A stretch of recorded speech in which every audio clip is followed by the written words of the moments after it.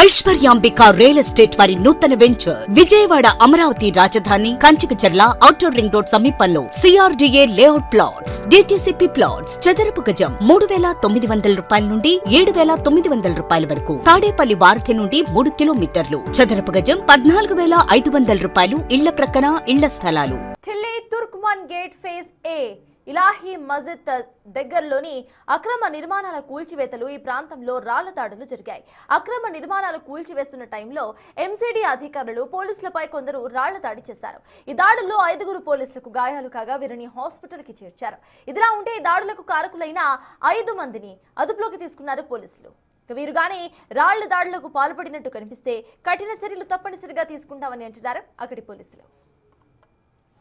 ఢిల్లీలోని అక్రమ నిర్మాణాలపై ఢిల్లీ ప్రభుత్వం దృష్టి సారించింది. దానిలో భాగంగా ఢిల్లీ వ్యాప్తంగా ఉన్న అక్రమ నిర్మాణాలను ఒక్కొక్కటిగా కూల్చివేస్తున్నారు. అయితే నవంబర్లో ఢిల్లీ హైకోర్టు ఇచ్చిన ఆదేశాల మేరకు రామ్లీలా మైదానం తుర్కాం గేట్ సమీపంలో ఉన్న మసీదు ప్రాంగణంలో ఉన్న ఒక బ్యాంకెట్ హాల్ను నిన్న అర్ధరాత్రి నుంచి ఢిల్లీ మున్సిపల్ కార్పొరేషన్ సిబ్బంది కూల్చివేత పనులు ప్రారంభించారు. ఈ కూల్చివేత జరుగుతున్న సందర్భంలో దాదాపు పోలీసులు భారీగా మోహరించారు. అయితే అట్ ద సేమ్ టైం ఈ కూల్చివేతలను అడ్డుకునేందుకు ఈ ఫంక్షన్ హాల్కు సంబంధించిన సిబ్బంది కానీ వారి అనుచర వర్గం కానీ దాదాపు 150 మంది పోలీసులను అడ్డుకునే ప్రయత్నం చేశారు ఈ కూల్చివేత సమయంలో.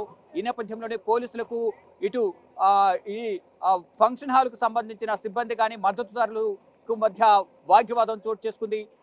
దాంట్లో ఎవరైతే 150 మంది గుమ్ము కూడారో దాంట్లో 20 నుంచి 30 మంది పోలీసులపైన భద్రతా బలగాలపైన రాళ్లు రువ్వారు. దాని తర్వాత మొత్తం పారామిలిటరీ బలగాలను కూడా ఇక్కడ భారీగా మోహరించారు. ఇక్కడ మనం చూస్తున్న పారామిలిటరీ బలగాలు అలాగే సిఆర్పిఎఫ్ బలగాలు ఢిల్లీ పోలీసులందరూ కూడా ఇక్కడ భద్రతను కట్టుదిట్టం చేసేందుకు ఇటువంటి అవాంఛనీయ సంఘటనలు జరగకుండా ఉండే విధంగా కూడా పటిష్టమైన భద్రతను ఏర్పాటు చేసి ఈ భద్రత నడుమ ఈ కూల్చివేతలు అనేవి కొనసాగించారు. ఇది కూల్చివేసిన తర్వాత ఈ లారీలలో క్రేన్లతో కూల్చివేసిన తర్వాత దాదాపు నేను అర్ధరాత్రి నుంచి 32 క్రేన్లు ఈ బుల్డోజర్లు అనేవి కూడా ఈ కూల్చివేతలో పాల్గొన్నట్టుగా తెలుస్తోంది. తర్వాత ఈ కూల్చివేత ఏదైతే వేస్టేజ్ ఏది ఉందో శిథిలమైనవి కూల్చేసిన తర్వాత వాటన్నింటిని కూడా ఈ వ్యాన్ల ద్వారా మొత్తం టిప్పర్ల ద్వారా ఇక్కడ నుంచి తరలించేందుకు కూడా ఏర్పాట్లు చేశారు. ఇప్పటికే దాదాపు టిప్పర్ల ద్వారా చాలా వరకు ఇక్కడ కూల్చివేసిన ఈ బ్యాంకెట్ హాల్కి సంబంధించిన శిథిలాలను తరలిస్తూ ఉన్నారు. అయితే నవంబర్లో ఢిల్లీ హైకోర్టు ఏదైతే ఆదేశాలు ఇచ్చిందో ఇక్కడ రామ్లీలా మైదానం పక్కన ఒక మస్జిద్ కూడా ఉంటుంది. ఫైజల్ ఇలాహీ మస్జిద్ అనేది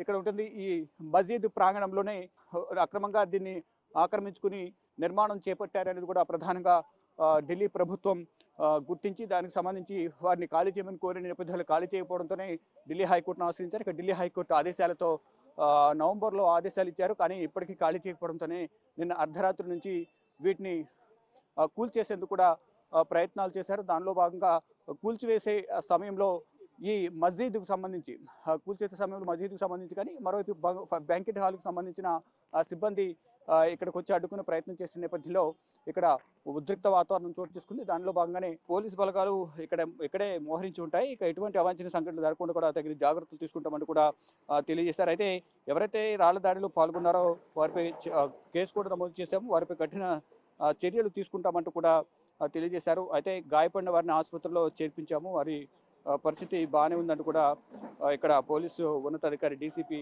వనస చెప్తున్నారు. అయితే ఈ ప్రధానంగా ఇప్పుడు మనం చూస్తున్న ఈ మస్జిద్ ఏదైతే ఉందో గతంలో ఢిల్లీలోని ఎర్రకోట వద్ద కారు పేలుడు ఘటన జరిగిన దాంట్లో ఆత్మహత్య దాడికి పాల్పడిన కీలక నిందితుడు ఎవరైతే ఉన్నారో ఉమర్ నబీ అహ్మద్ అతను ఈ చూస్తున్న ఈ మస్జిద్లో కూడా సందర్శించి ఇక్కడ కూడా ప్రార్థన నిర్వహించినట్లుగా కూడా పోలీసులు చెప్తూ ఉన్నారు. ఈ ప్రాంతంలో మొత్తం ఈ ప్రాంతం అంతా కూడా అతను రెక్కి నిర్వహించారని కూడా చెప్తూ ఉన్నారు. అయితే ఈ అక్రమ నిర్మాణాన్ని ఇక్కడ నుంచి ఖాళీ చేయాలి అనేది కూడా తెలిపినప్పటికీ కూడా వారు ఖాళీ చేయకుండా ఇక్కడే ఉంటూ ఉన్నారు. ఈ ఫంక్షన్ ఖాళీ చేయమని నవంబర్లో ఆర్డర్స్ ఇచ్చినప్పటికీ ఇప్పుడు వరకు కూడా ఖాళీ చేయకుండా నిర్లక్ష్యంగా వ్యవహరించడం వల్లే ఇప్పుడు ఈ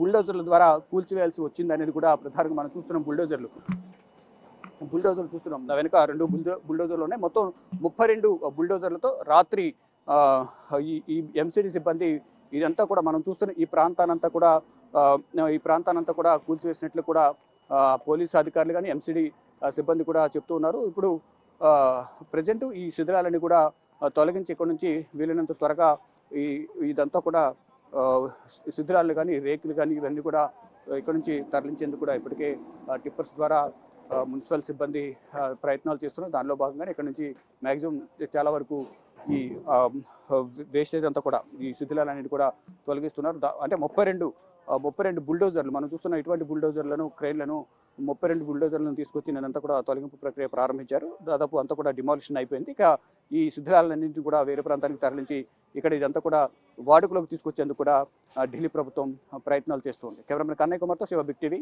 న్యూఢిల్లీ.